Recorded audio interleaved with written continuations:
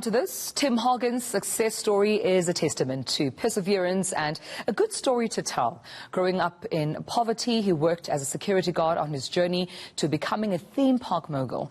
The 42-year-old entrepreneur is now chairman and CEO of a diverse group of companies named Hogins Enterprises. Well, they've brought numerous theme parks to South Africa, including green outdoor gyms, GOG lifestyle parks, and the biggest water theme park in Africa, Happy Island.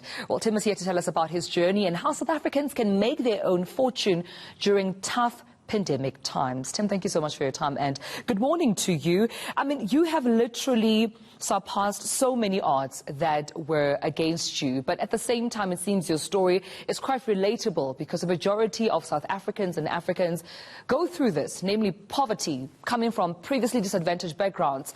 How did you maneuver, especially mentally, to becoming one of the biggest success stories in the continent?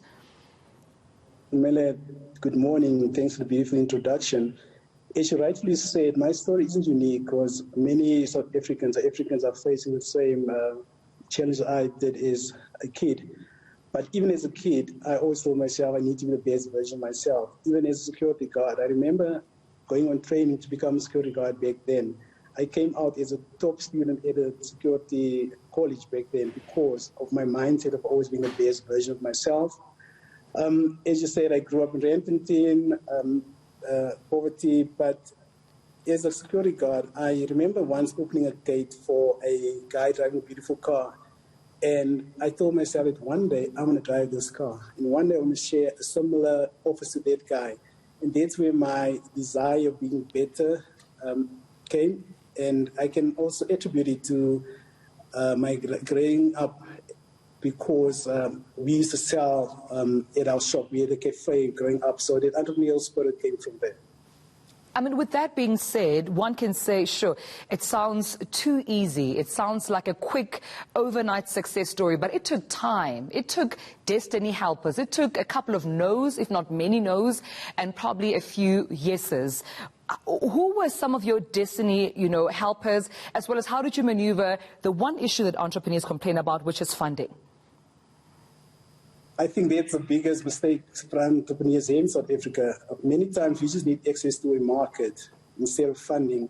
We are taught in South Africa that in order to be successful as an entrepreneur, you need funding, but many times the same funding that sinks a lot of entrepreneurs. My journey was, I came up with the concept of the outdoor gym. That's where I got my first break, and I took it to the city of Joburg. Joburg City Parks bought into it, but the issue was capital at that point in time. I knocked on a few doors, but because the concept was so new, nobody wanted to touch it. And I had to resort to, firstly, selling one of my vehicles, but also my wife had to make a loan at a bank for us to get going.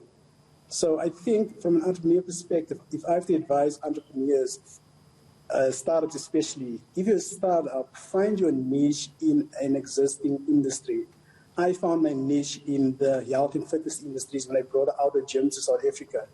And if you find your niche, you don't need funding. Funding will find you. Finances will find you. Clients will find you. How I maneuver, basically just finding my niche in existing industries. Tim, as we're talking right now, we're speaking about how finding your niche will lead to the funds finding you. One can say, Tim, it's equally difficult in a pandemic. The same funds that you're hoping will find you may be depleted in an economy where it's ailing. Companies, conglomerates, big corporations are shutting down. How do I self-sustain? How do I keep going in these tough economic times where not only companies are closing down, but people are also equally losing their jobs? Yeah, during a pandemic, you need to go back to the drawing board and just reinvent yourself.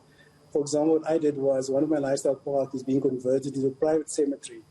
As an entrepreneur, reinventing yourself is very important, but you should also know when to cut losses. In pandemics like this that we're currently in, it's so tough to walk away from, especially a business you've built over years and invested in. But what you can't reinvent, you have to cut. There's a way to survive in pandemics or how I'm surviving this point in time. It is difficult at this point in time.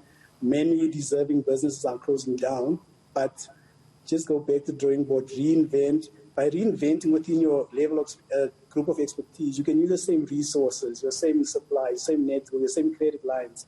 But if you cannot reinvent, just cut your losses and start fresh. If you were able to build a business first time around, imposed upon them, we were able to do the same.